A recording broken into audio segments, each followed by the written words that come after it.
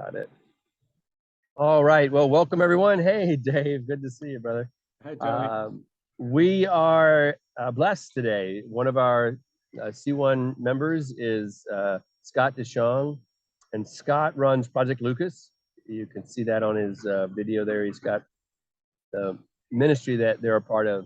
Scott was over in Africa doing missions work there for a number of years and saw the need just was so tremendous there in terms of the children, the lack of education, the lack of opportunity, the lack of hope. And yet, as I was over there this summer with him, the warmth, the love, I just never met children that were so warm and so loving and so affectionate anywhere that I've been. And so Scott is going to share with us a little bit about what God sort of inspired him to do. This is in the category of inspiring in our faith, focus, abiding, inspiring, teaming, and healing. Of course, there's a lot of that going on in his ministry of all those things. But in terms of us, the focus today is just to be inspired a little bit by what God has inspired you to do, Scott.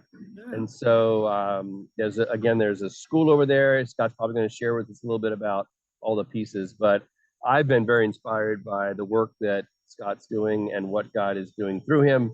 And as he says, it's all the Holy Spirit. But Scott, you're letting him. So I appreciate that in you quite a bit. So let's just turn the floor over to you and share with us about what Project Lucas is and what God's doing in your life.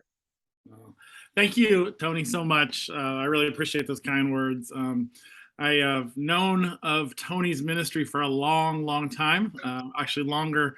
I've known about it longer than I've known him, and we have some mutual friends who have been involved and are very involved now. But their daughter was involved for several years, and actually, that became his daughter-in-law. But I've been to a Blaze and watched a lot of the C1 videos and the conferences and things like that. And Tony's been telling me about it. So thankful to be here. I really appreciate you guys taking the time. I know you probably have better things you could do on a Tuesday afternoon. But thank you so much. And I just want to share what God's done in our lives and share it with you and the burden God's given us. And I'll share what he's done, the burden he's given us, and my goal before I die, and what the dream God's given me that I want to try to be obedient to accomplish. But I'm 50 years old, and I used to be a youth pastor, and I started to be a youth pastor when I was 22. And so I did that for almost 25 years. And when I turned 30 years old, I was living in Lexington, Kentucky, and I went through sort of a midlife crisis, early midlife crisis at 30, but I just started questioning everything I was doing, and I just thought, God, I wasn't doing enough and wasn't doing it right. And obviously that was a lot of useful thinking. But because it wasn't true, God was using me and things worked. God was doing some great things in our youth ministry and our church. But for some reason, I was just unsettled and wasn't feeling right about it. And so I contacted a friend of mine who I knew was involved in missions. And I said, what can a 30-year-old and his wife without kids do to impact the world more? And he said, move to Africa. And anyone who knows me, and Tony saw a little bit of this probably when he was in Africa, I don't like to rough it. I don't like camping. I don't understand why anybody would spend a fortune to sleep outside like a homeless person. But I don't know. So it's just not me. So when he said move to Africa, I just kind of laughed, said, no way, that's not what I'm thinking. And he said, well, it's not really about what you're thinking. It's about what God is thinking. And so as your friend, would you just pray about that? And I said, okay. And I told my wife, and she laughed because she knows me. But she said, let's pray about it. And so I've always kind of taken the philosophy of when you're asked to pray about something or God puts something on your heart, that you pray about it and you walk through the doors until God closes them. And so that's what my wife and I began to do. We just began to walk through the door. And I'll be honest, I was open, but I was praying that God would shut a door. I didn't want to move to Africa. So we began to pray. And God was doing some things at our church at the same time, and as he always seems to, he knows what he's doing. He's always working, while even things we don't see and know. And so I just began to pray, and so we got to the point of where the organization asked us to take a trip over there just to kind of check it out and see what it was like. And so we did that. And my wife and I were super excited. Never been out of the country before. It was a big deal. And so uh, we headed over and went to Africa, and it was an awful experience. Not gonna lie, it was. We were there for about 10 to 12 days, and we were there with a couple different missionaries. And I can tell this story now. The two of them said, "We don't know why they sent you. We don't know why you're here. There's no use for you. I mean, we could make up a job, I guess, but I'm not sure why the Home Office sent you." Those two missionaries, they weren't. They both were telling me that they weren't getting along. So I'd be walking into a hostile work environment with two missionaries that aren't getting along. They don't have a place for me. They don't know what to do. So we were just kind of devastated while we were there, um, and didn't really know what to do. And went back and guess kind of reminded myself of what I said. I guess, okay, God, I guess you're closing the door. And so we kind of went home and kind of took that attitude. But to be honest with you, our emotions were kind of confused, and we were kind of just didn't understand what God was doing and why He would shut a door so violently, because it wasn't just shut carefully, like, oh, this isn't working out, or there's, it was rough. And so about, I think it was about 6 weeks later, the organization called back and said that we've been approached by another organization, the International Mission Board, the IMB of the Southern Baptist, said, would you, could we form a partnership together where you can come and teach youth ministry at a Bible college, and kind of work they called it a second, I'd be seconder to the IMB, but I'd work for the organization, Youth Ministry International, the organization that I was working for, I was going through. And so I thought, okay, God, are you reopening the door here? What's going on? And so I decided, because my wife was very devastated when we were over the trip. It was really difficult for her because she kind of felt before I did that this was kind of God's will for us. I wasn't quite there yet, but she was. And so I was kind of confused. And I said, and she was very confused and kind of upset. And I said, well, let me go over this time by myself, and before we commit, and just see what's going on and meet with the missionaries, all those kind of things.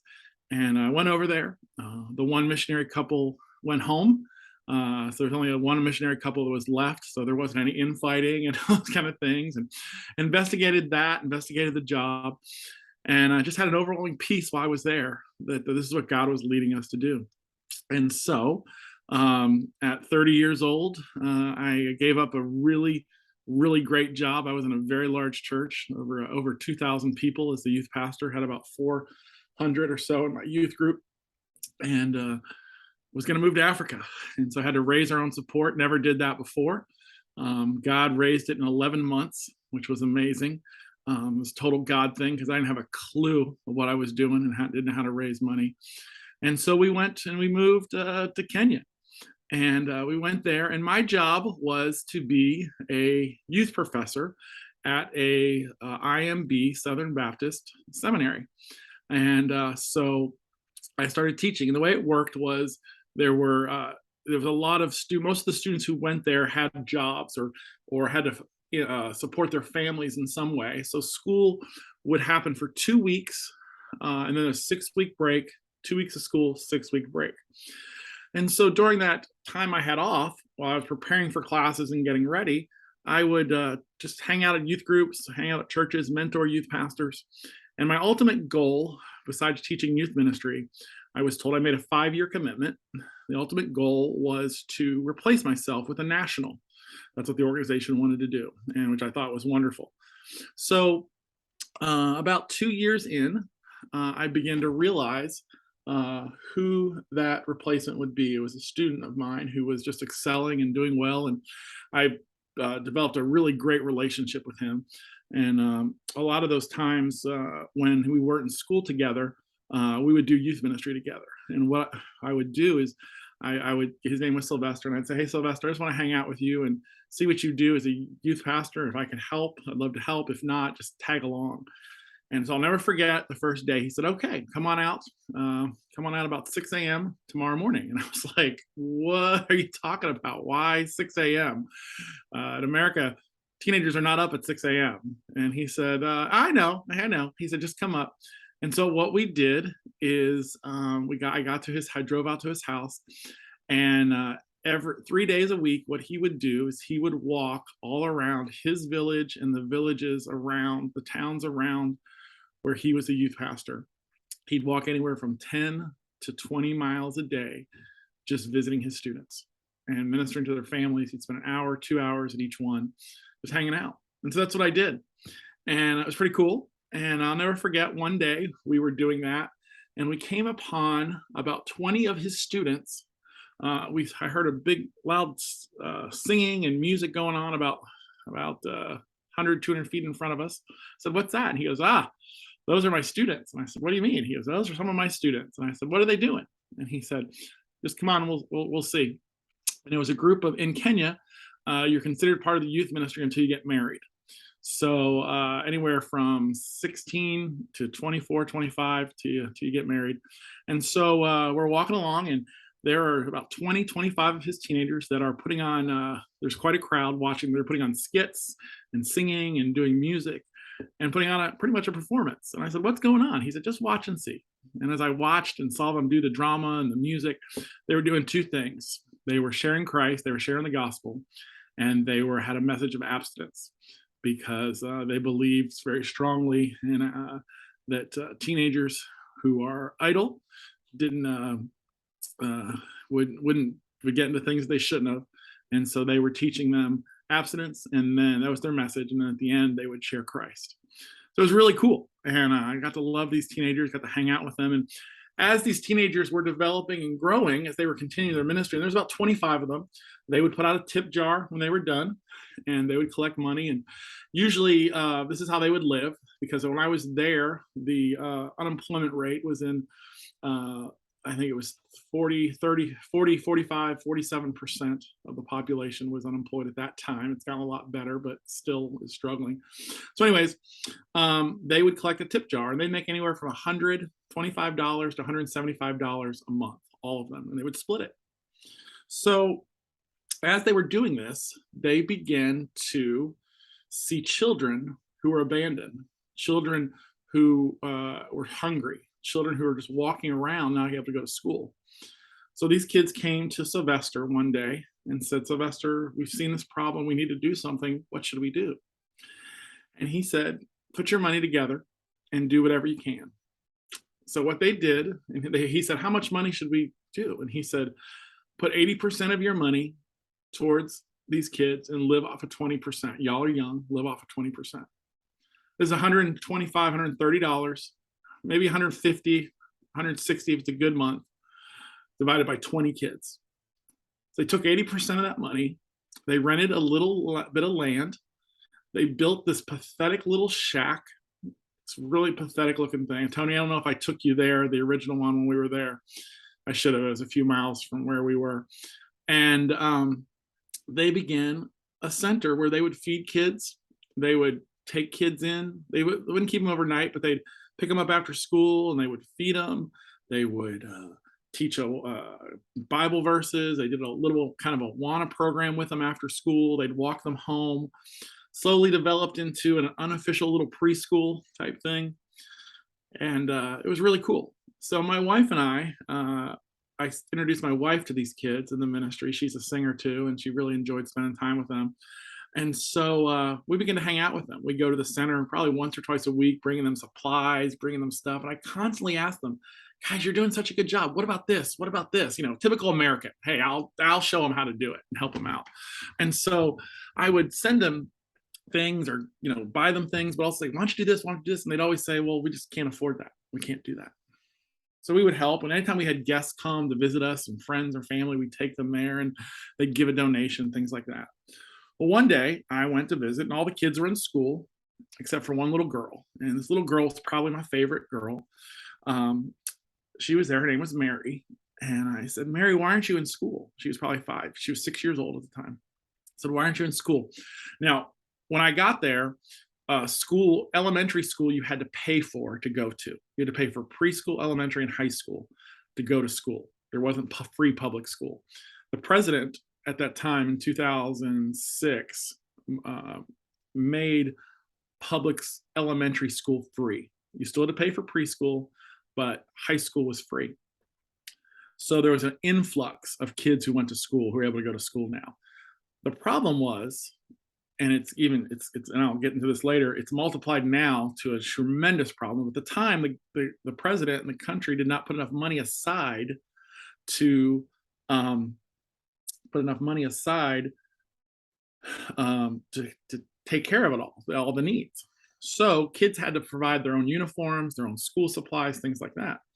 So I just asked Mary a couple times, why aren't you in school? She wouldn't answer. She put her head down. She put her head down. I finally went over to one of the other workers, one of the teenagers, and I said, hey, why isn't Mary in school? And they said, she can't afford, her parents got her shoes, they got her uniform, they got her pencils.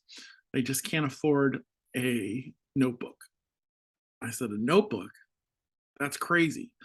I got in my car. I ran to the closest store. I pulled out there's 1,000 shillings, which at that time was worth about $20. And school supplies are finicky in Kenya. They're very odd. They have right measurements and exact things. So I figured it probably cost $5, $6, $7, $8. I figured I wouldn't get much change, but just a little bit. So I handed her the 1,000 shillings, which is $20. And she gave me back equivalent to $19.50.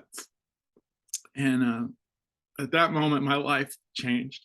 As Tony knows, I get quite emotional at times when I talk about this stuff. Even today, I've talked about this hundreds and thousands of times, but I'll never forget that moment. I know exactly where I was, standing in the store, and I began to tear up. And the lady looked at me. She goes, "Are you okay?" And I was like, "Give me 2 notebooks, okay? Give me 2." And so I bought 2 notebooks, and I took it back to the center. I took it back to Mary. I'll never forget. She grabbed my leg and she held on to it, and she just would not let go. She was so happy. I said, hey, take these notebooks, go home.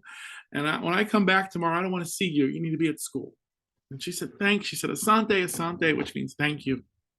And so uh, she went to school, and I began to think, what's going on here? So in the process of all of this going on, my wife and I don't have any children. One day we go to church, and we're at church, and there was a missionary there, and he spoke, and he said, all of us think we can change the world, but we can't. We can't change the entire world. All we can do is change the world of one person at a time. And he got up, and he had 3 people come up and explain how they changed the world of one person and how that multiplied. And so one person came up and said, I adopted a little boy, and now I have 3 or 4 orphanages that we run. Someone else, I think, was a banker, and he talked about how he used Christ in the banking industry. And the other person, I don't remember even what they were. So my wife and I, this Sunday afternoon, we go home, and we said, we should do that. We didn't pray about it. We just said, we should do that. 3 weeks later, our son, Lucas, came home with us. 3 weeks. And I understand in Kenya, there's no Babies R Us. There's no place you can't get your house baby proofed and all the stuff that we do today. Actually, when we went to the orphanage, it was the most difficult experience I've ever been to. After we got approved in a few days, it was a Wednesday afternoon, and we walk in and we met with a social worker, and the social worker said, all right, you guys are approved. Congratulations. I'm going to walk you over to the baby room, and you go ahead and you pick a baby and you tell me his name, and we'll make sure everything's good on the paperwork. And there you go. And we're like, okay. So we walk into a room. It was probably a 20 by 20 room. There's about 25 to 30 babies on the floor. And she walked in. She said, here you go. If you want to know their names, the ladies here will help you. I'll be in my office. It was so surreal and so crazy. And so I picked one baby up and held him and put him down, and the little baby just kind of laughed. And I picked him up, and I turned to my wife and I said, what do you think? She's crying, and she says, does it matter? I'm not going to love anyone different. And I said, okay.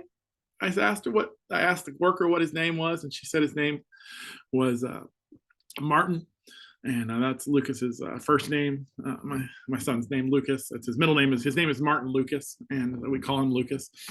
And I said, okay. And so we walked Martin over to the social worker's office, and she said, oh yeah, he's great. He goes, he is clear. He's HIV negative. Everything is great. We'll do one more medical checkup. Today's Wednesday. On Friday, and you could pick him up on Monday. And we're like, okay. And so me being the naive guy I am, I walk out to the car and I said, well, honey, we have like 2 weeks, a week or so. And she's like, no. She said 5 days. And we had no idea when we started this process, it would happen so fast. She said, you have 5 days. And I said, oh, okay. And so normal, typical guy, I'm like, start my to-do list. We'll do this, this, this, this. She's in like tears. And I was like, what's wrong? And she goes, I'm happy, but do you realize how much work we have to do? And I said, no, I don't really know. I don't have a clue. So anyways, long story short, we brought Lucas home on Monday. We drove to the orphanage. We searched and searched for a car seat. We couldn't find one. We found a store on the way back home, believe it or not. She said, put the death grip on him and hold him, because they don't do car seats in Africa. So anyways, we found a car seat. You know, it took me an hour and a half to install it in the car, but we got it in there and got him home. So anyways, through this process, as we are learning to get to know the kids in the youth group that are helping build this place and going through the adoption process, the process then took another year or so, but he came home with us right away. God just began to open our eyes to the poverty that was all around us. So Sylvester, the youth pastor I was working with, kept accelerating in class, and we began to place him as my professor, as the professor replacing me. And so as I began to pack up and get ready to go home, I was talking to some dear friends of ours who visited us several times. He was a businessman. And I said, you know what, we need to do something about this. And he said, yeah, you're right, we do. And so we decided, hey, let's start an organization. We called it Project Lucas. Didn't really have a clue what we were going to do, but here's what we knew we were going to do. We were going to help kids with school supplies. So long story short, I moved back home. It was about three and a half years. I moved back home, and my friend's son comes to me one day as we're trying to figure out what to do for Project Lucas and what's it going to look like. He goes, why don't I go to my youth group and ask them to collect school supplies? We'll put them in a backpack, similar to Operation Franklin Graham's organization, the shoe boxes. Why don't we go ahead and ask people to fill up school supplies? We'll give them a list, put it in backpacks, take them to Africa. I was like, oh, let's do it. So we took 50 our first time.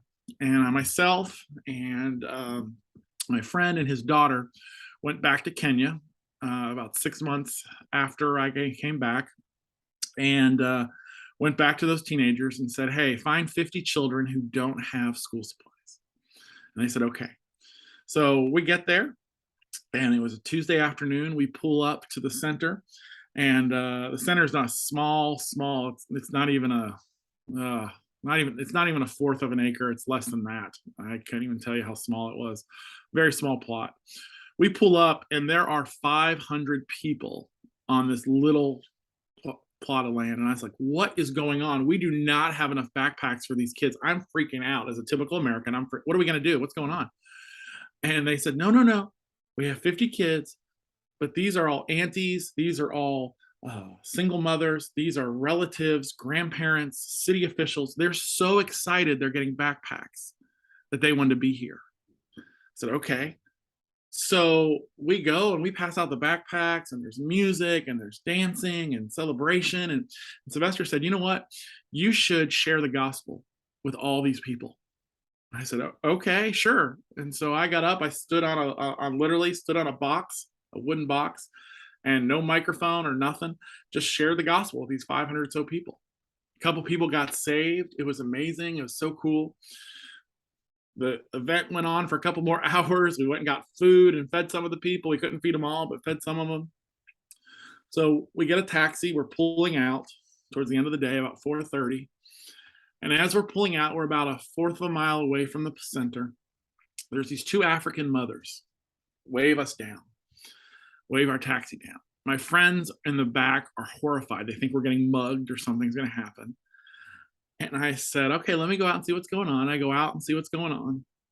And there's these two moms, and I'll never forget their conversation with me. They said, Scott, why did you do what you just did? I said, what do you mean? And I'll never forget, they kept poking me.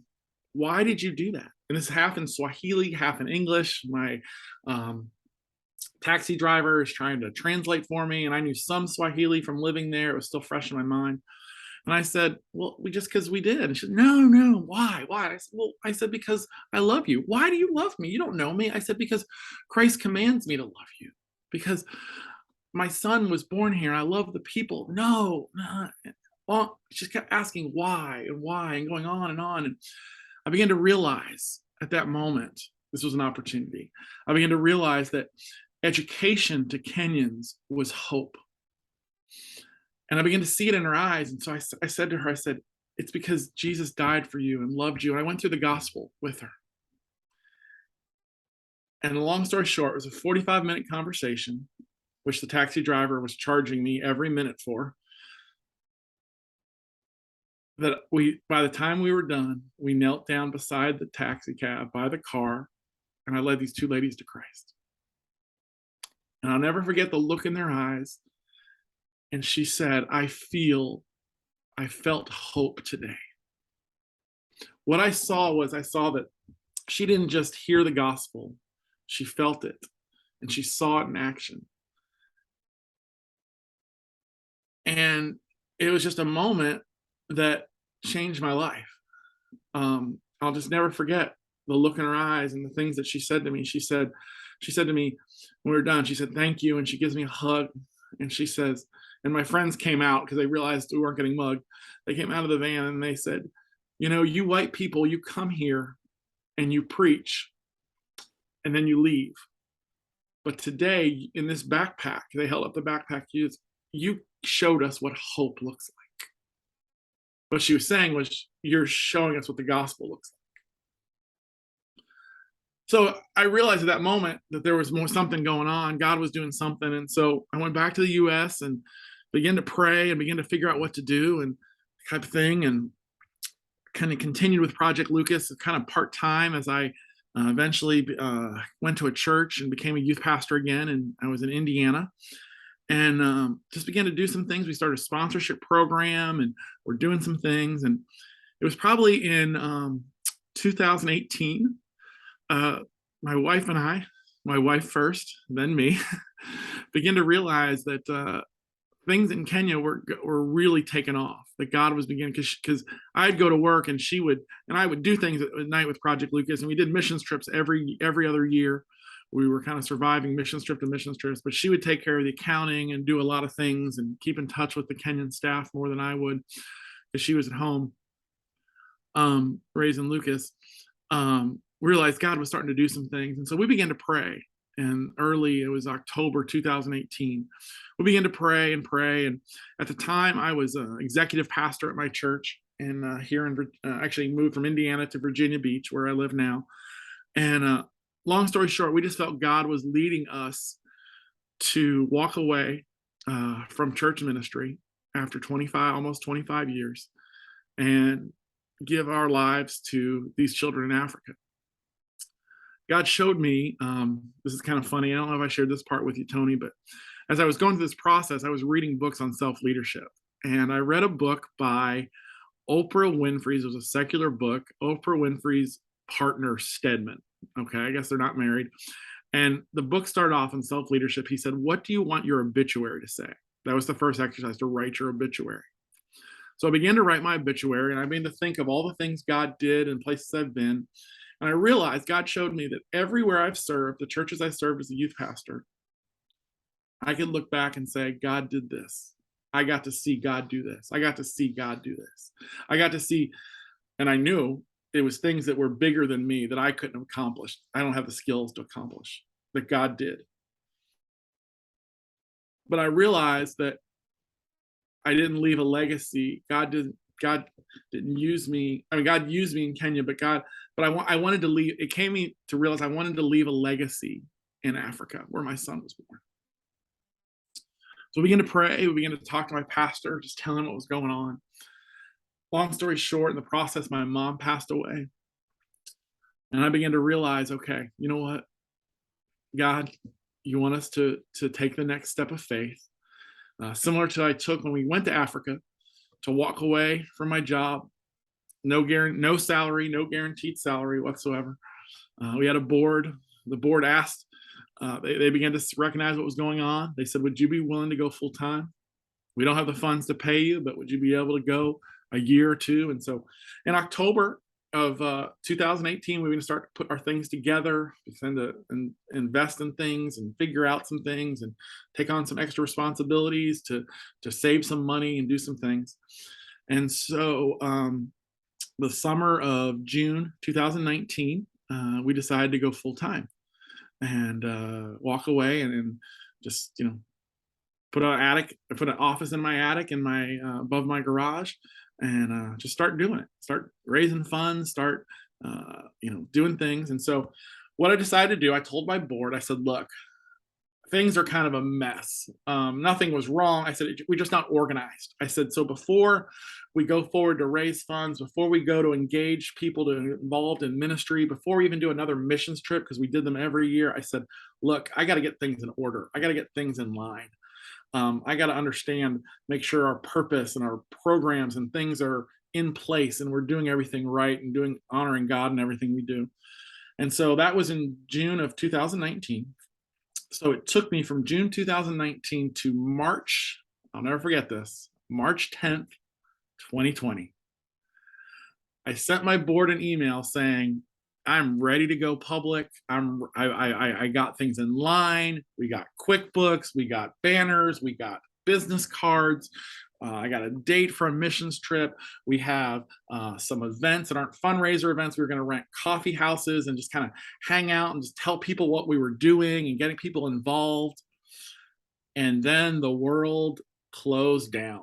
I'll never forget it. Right after I sent that email. So I was like, God, what's going on? What are you doing? So through that process, and I'm gonna end here. I'll tell you where we are, things like that. But through that process, I began to pray. Okay, God, what are our core values? If I'm gonna go out and talk about this, I got to understand. I know what our purpose is. I know our mission statement. I know our purpose. I know our vision. But what are our values? And so I began to pray, begin to write, begin to think, and do all. You all know how you've been in ministry. You got to get that all right and do all that. Well, as I did that, God said, no, don't do that. Don't write something new. Look at what I've done. Look what I'm doing. He said, you've been so busy, and it wasn't this like awful conviction. God just said, you've been carrying so many plates and doing so much that I don't think you realize. He said, just watch, just look at what I've done. And so I began to look at kids' lives, the employees' lives, and I began to realize, hey, you know what? God is doing something here. Here's what God's doing. God is using the power of the gospel to do two things. Number one, bring his children to him. And two, experiencing the daily power of the gospel to pull themselves out of poverty. He showed me that in four ways. He showed me that through number one, the relationship, the ultimate relationship with Christ. And I said, okay, that's our first core value. The second thing he was doing is as they were getting discipled, as they were growing, the Spirit of God started to come upon them, and they started to have the confidence to do things they've never done before. I noticed this in 3 of our kids who were in high school, and one of them who graduated from high school. I began to realize, and because I would literally, as I'm writing this stuff, I'd call them, I'd Zoom with them or FaceTime Messenger them. I said, why did you have the confidence to do that? And they go, I don't know. God just led me. The Spirit just led me. And then I began to realize the ones who were really growing, who were really pulling themselves out, who were really doing things, they were getting discipled weekly in God's word. And so I said, okay, it's all about the relationship. That's where it starts. The Spirit of God empowers them, and then the Word of God directs them and gives them instruction. And then there were two of them, and I said, what?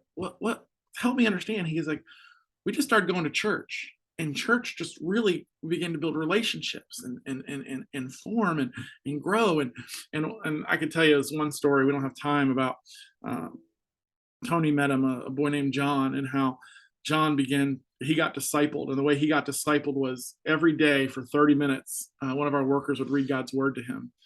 And so then he had a very strained relationship with his mom.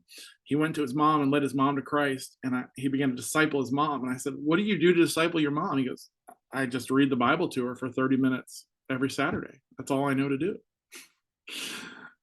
And she became, and so I realized it's the ultimate relationship. It's the Spirit of God, it's the Word of God, it's the people of God. That's what God was doing. I said, those are our core values. And so, long story short, here's where we are today. This is how it all kind of started. And so here's where we are today. What we do is we share Christ through education. In Kenya, I always call it the Kenyan dream. In America, the American dream is what? To be wealthy, famous, powerful, earn a lot of money. In Kenya, the Kenyan dream is to get educated. So all along, we were doing things, helping kids get educated, leading them to Christ. I didn't even realize what God was doing.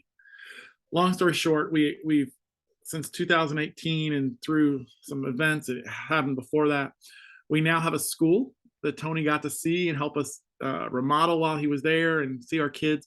We have a school, an elementary school now from first through sixth grade that has 200 children in it. We have 50 kids in our middle school and high school sponsorship program. And here's what we call it: sponsorship. That's our main source of income and the way we support our kids over there. We call it sponsorship because that's a popular term here in America and things like that. But what it really is, it's enrolling in a discipleship program. When our families get into our sponsorship program, we have 10 requirements of them. Here's the big 3 or 4. The first one is number one, that the parents will be involved in their kids' education. And here's what that means. That means that they have to either help with school fees, be at parents' meetings, or be involved in job training. Job training, we call it job training. It is job training. We're giving them skills, but it's part of our discipleship program. Number 2, that our kids will attend school, will attend their best, that they will do their best at school, and also being part of our discipleship program. We have a Saturday discipleship program. We have a Wednesday discipleship program. All of our teachers are Christians and pray with our students and lead our students. We have chapel every week. They maintain a certain grade point average. And we have a couple other requirements like that. But that's what we do. We have a school. We've distributed since 2006, since that first 50 backpacks, we distributed over 15,000 to 20,000 backpacks. We do that almost every other year when we go over there. And it's just a great day of we reach out to our community and share Christ and distribute backpacks. And that's what we do. Our ministry is all about the power of the gospel, on how the power of the gospel changes lives. It changes lives in a moment, but then it continues to change lives over time. We're not the type of missions organization. There's nothing wrong with these who go in, shred the gospel, then move on. We're in a community, we're committed. My ultimate goal, my ultimate dream that I want to accomplish, I'm praying for the Lord for another 30 to 40, maybe even longer years on this earth.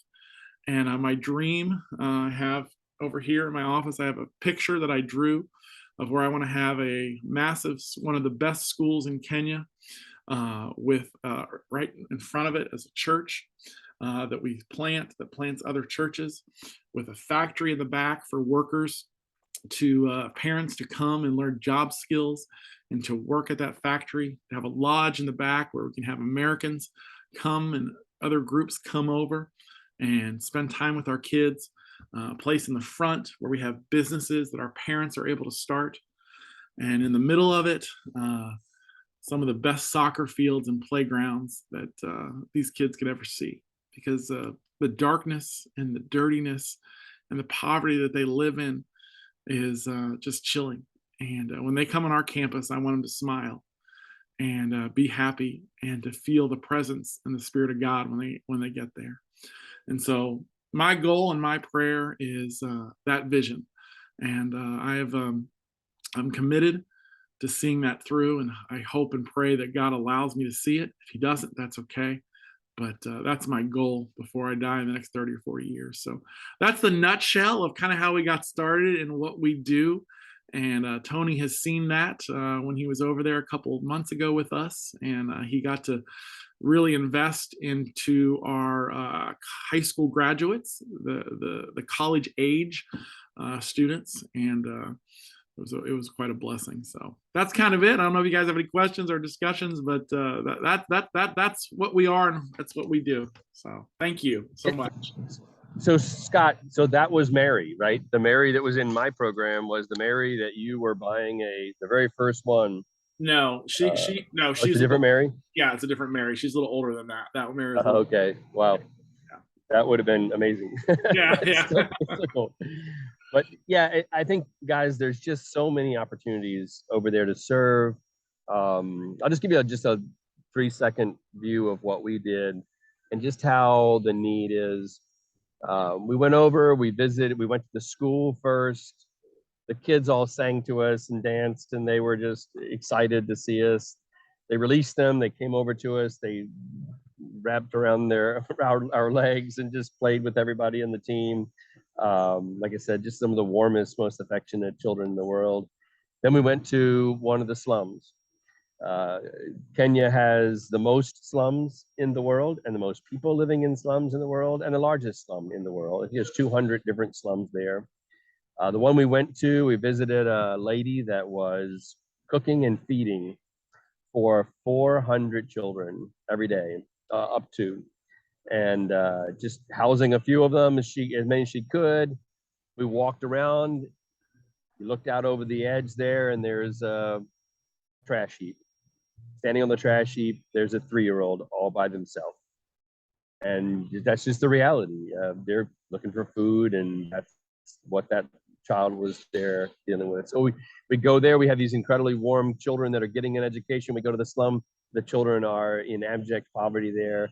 And then a couple of hours later, we were on a safari with some of the most majestic animals on the planet. And we're getting to see that. And it's just the juxtaposition of all of that. And then we went and met with I got to work with the college age students, the young men and women. And you start to talk to them about what opportunity do you have and what can you do and what are you up against and what does the corruption look like and what kind of job options do you have and how do you get to college and how do you pay for it and what kind of skills do you need. And you just realize that from my perspective, one of the things that was the most heartbreaking, I've told this to Scott, and we had moms come up to us and just say, hey, there's no programs for the young boys. There's all kinds of things for the girls, there's all kinds of things for the single moms, but no programs for the young boys. And what Scott's doing there now for skills training is stuff that many of us could be a part of in terms of, can we teach welding? Can we teach carpentry? Can we teach mechanics? Can we teach plumbing, electricity, electrical work? There's all kinds of opportunities in terms of things that we could teach the young men that would drastically change their lives, in addition to the school and all the things that Scott and them are already doing. So anyway, I guess I would just say anybody that's thinking about missions, anybody that's thinking about taking a team somewhere, the program that Scott does is a great one in terms of the week, day in and day out. The program that Scott does taking mission teams over there is very, very well run. I've been on, 15, 18 different mission trips. And the one he ran was incredibly well run. So if you had a team, if you had people that you wanted to take, it's a once in a lifetime kind of thing to get to go to Africa. B, it's an incredibly well run ministry and incredibly well run mission trips. So I would just say in terms of opportunity, it's just wide open, things that you could do in partnership with Project Lucas. So I'll open the floor back up. If anybody has any questions or thoughts or comments that you wanted to make, we'd love to just kind of answer anything.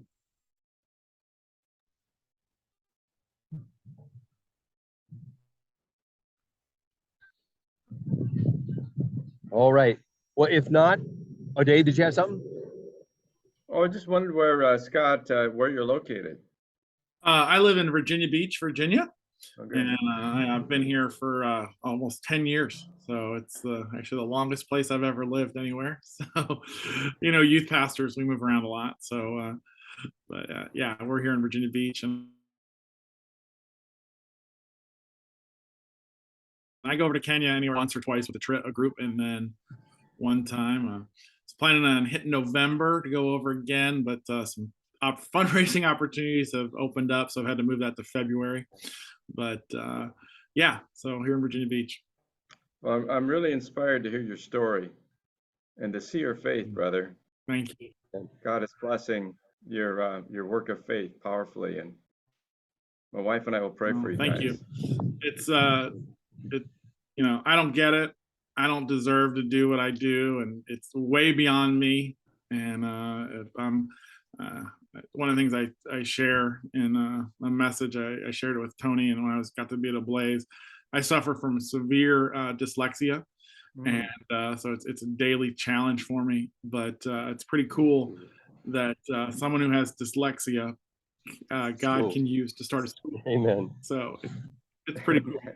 And so everything that we do is all about the power of the gospel. It's the only way. It's Tony alluded to it.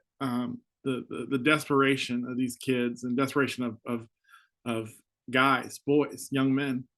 The only way these boys will be able to accomplish anything is through the gospel, is through the power of the gospel, because they just don't have the resources, and they don't have male role models. They don't have family members that can help them. The government won't help them. There aren't jobs there. Jesus is the only way. I tell people, I said, what we do is Jesus plus education. That's what we do in that order. So, and that's true in my life. I think that's why God lets me do it, and why it's working is because that's what my life has been, because I'm not anyone special. I don't have any special skills. So,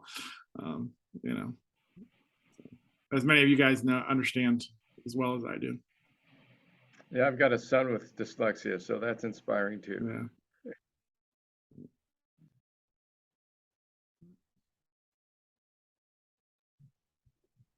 So Scott, you're going in February, you say? Yeah, we have a group from Texas I'm taking, but I'm going to go over a little ahead of time and do some things and spend some time with some of our kids and some of our staff and some things like that. Yeah. So, and we're gearing up to go again. I'm actually in the process right now, literally today, of figuring out when our June, July trip will be. At least one trip this summer, maybe two. My son's he's going to college, so that's part of something big in our family and our calendar. So we're going to try to get at least one trip in this summer, maybe two. So, okay. But yeah, if anyone's ever interested in a trip, please let us know. Check our website, projectlucas.org. You can email me at scott@projectlucas.org. I really appreciate Tony's kind words. I know what it's like to go on a lot of missions trips, not well organized. That's something that's important to me. But I'll be honest too, as Tony said, it's pretty easy when you have kids that you work with, that we work with, to be pretty great experience. So we'll do our best to give you an amazing experience. If you're interested to go, you can go with us with one of the trips we go on, or if you're with a church, we can organize one exclusively just for you guys and for your church and for your needs and things like that. So I'd be interested to go with you in June or July. Yeah. Bring a granddaughter and her not a fiance, but his boyfriend, pretty serious boyfriend. They're courting. But send me an email, and as I get ready for the dates, which are hopefully the next couple of weeks, I'll be able to say when they are. So it's scott@projectlucas.org, one word. Scott, SCOTT @projectlucas.org. I'll put it in the chat. Okay. Tony can probably help us. Yeah, absolutely. Get together too. Yeah, absolutely. Yep. Thank you, Tony. Okay. Now I'm dying to know where'd you get the wrestling belt on the back of the wall there? am a pro wrestling fanatic. You can judge me all you want. But it's male soap opera, and my last youth group as a going away present bought that for me and signed it on the back. So, Well, so it's personal, but also very special. So, yeah. My earliest memory of me and my grandfather when I was 4 years old was sitting on his lap watching pro wrestling. So, no judgment here. I'm just curious. all right. The guy can use anybody, you know, so. There you go. There you go. There you go. I just commend you in your work. Thank you so much for sharing with us. Thank you.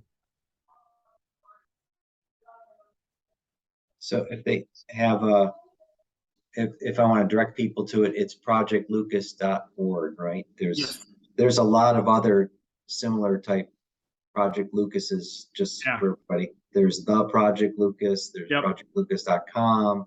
So Well, just that's make us too. Yeah, that's us too. Oh, that's you as well. Okay. Yeah, yeah. All right. We own projectlucas.com, .org, and .net. So Okay, good. Yep. All right, that helps. yeah. So